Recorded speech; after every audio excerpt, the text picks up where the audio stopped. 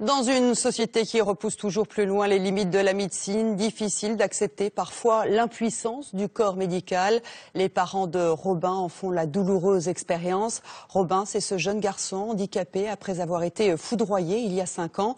Son père et sa mère veulent garder espoir et se battent pour que la médecine ne les abandonne pas. Elisabeth de Pourquerie, Alex Gohary. Un signe sur son visage. Un instant de vie précieux pour les parents de Robin. Pour les médecins, cette apparente réaction n'est pas consciente. Le cerveau de l'adolescent ne fonctionne plus. Ce diagnostic médical, ses parents refusent de l'accepter. Ce qui nous conforte dans notre espoir et dans notre lutte, c'est qu'on voit Robin qui se démène comme un petit diable et qui nous montre au prix d'efforts, je ne vous dis pas, il en pleure des fois, qui nous montre qu'il arrive à faire des choses. L'espoir de voir s'améliorer l'état de leur fils, même légèrement, Annick et Bruno s'y accrochent de toutes leurs forces. Il y a 5 ans, lors d'une banale sortie en VTT près de Vitrolles, Robin, jeune ado de 14 ans, est frappé par un éclair. Foudroyé. En quelques secondes, la vie de toute une famille bascule. Les parents se mobilisent pour obtenir une opération risquée à l'hôpital Georges Pompidou. Le professeur Lantieri, mondialement connu pour ses greffes du visage, accepte de l'opérer. Mais depuis 6 mois, les membres paralysés de l'adolescent réagissent de moins en moins. Les interventions suivantes doivent être déprogrammées. Les médecins jugent Robin inopérable. Quand je filme mon enfant qui s'avance vers moi à ma demande ou qui bouge ses jambes en lui demandant, ce ne sont pas des mouvements spontanés, incohérents, incontrôlés. Il maîtrise exactement ce qu'on lui demande de faire. Un leurre pour le professeur d'Artevel. Cet éminent spécialiste de la trachée se veut réaliste.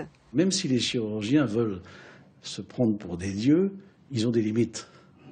Et qui savent très bien qu'ils ne peuvent pas tout. Eh bien, nous l'acceptons en tant que chirurgiens. Et il faut aussi que les malades et les familles acceptent qu'il y a des maladies qui sont incurables et qui aboutissent inévitablement à la mort.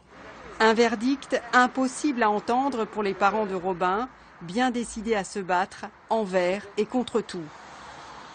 Et en sortant de ce reportage, on est forcément ému, peut-être un peu mal à l'aise. Elisabeth de Pourquerie, c'est vous qui avez rencontré ses parents. On est troublé parce qu'on a l'impression que Robin, il réagit. Absolument, Carole. Mais selon les médecins, ce sont simplement des mouvements involontaires, des activités réflexes en quelque sorte. Les médecins se basent sur les scanners du cerveau endommagé de Robin. Pour eux, cette zone est irréparable. Cette partie du centre du cerveau que vous voyez là, en fait, est essentielle parce qu'elle commande les émotions et les mouvements de notre corps humain. Alors, est-ce que les médecins, ils sont vraiment sûrs qu'on ne peut plus rien faire pour Robin? Alors oui, mais en l'état actuel des connaissances seulement. Il reste encore beaucoup d'inconnus. Les médecins se basent sur un savoir qui est très limité, car les scientifiques ne savent décrypter actuellement que 5% du cerveau.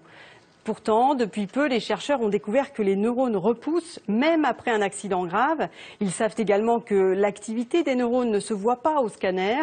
Certaines zones peuvent ainsi se régénérer toutes seules, plusieurs années après un choc. Mais ces espoirs reposent sur des recherches qui sont encore trop peu abouties, trop expérimentales, et il faudra encore attendre longtemps avant que cela profite aux patients réellement. Merci beaucoup, Elisabeth.